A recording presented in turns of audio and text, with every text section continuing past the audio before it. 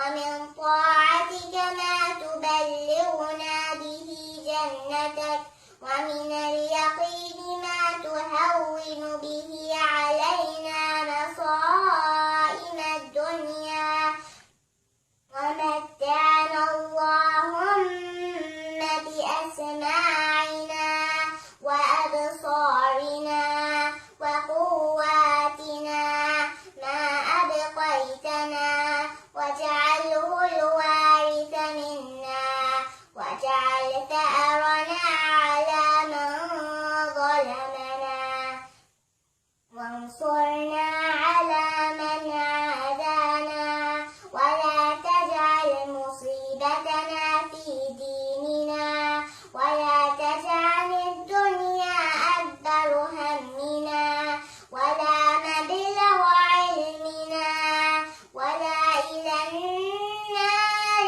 مصيرنا واجعل الجنة هي دارنا.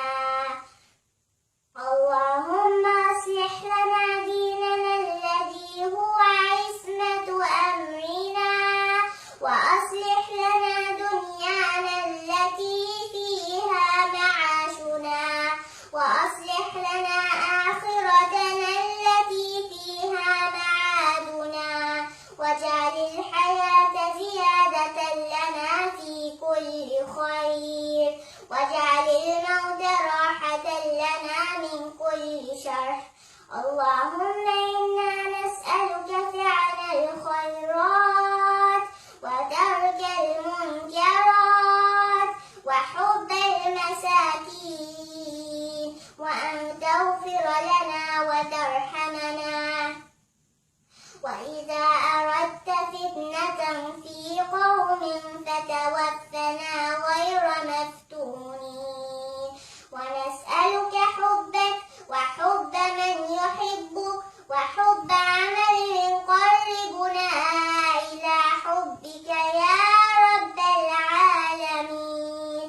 اللهم أعز الإسلام والمسلمين وأذل الشرك والمشركين ودمر أعداء الدين واجعل هذا البلد الآمن المطمئن الرخاء وسائر بلاد المسلمين. اللهم ارحمنا واغفر لنا يا رب العالمين. اللهم اغفر لنا في ليلتنا هذه أجمعين وهب المسيئين منا للمحسنين. اللهم أحسن عاقبتنا في الأمور كلها وأجرنا من خزي الدنيا وعذاب الآخرة.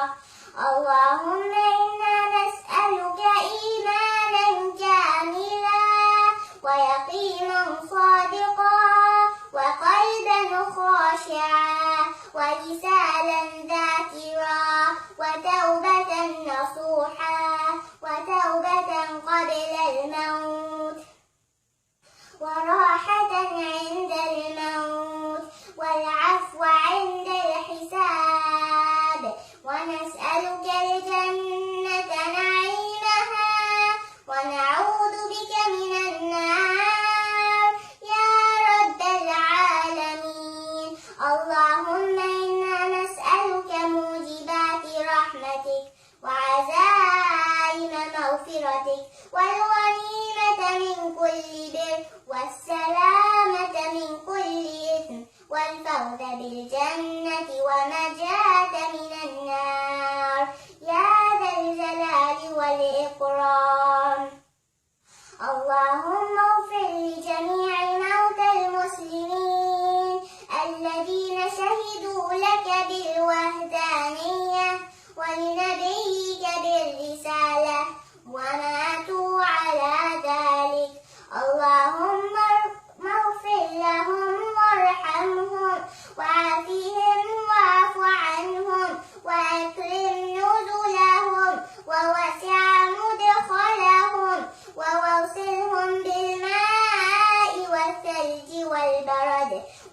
وطهرهم من الذنوب والخطايا كما ينقى الثوب الأبيض من الدنس وارحمنا اللهم برحمتك إذا تمنا إلى ما صاروا إليه تحت الجنادل والتراب وحدنا اللهم اغفر لنا وارحمنا وآتق رقابنا من النار اللهم اغفر لنا وارحمنا وآتق رقابنا من النار اللهم اغفر لنا وارحمنا وآتق رقابنا من النار اللهم اغفر للمسلمين والمسلمات والمؤمنين والمؤمنات الأحياء منهم والأموات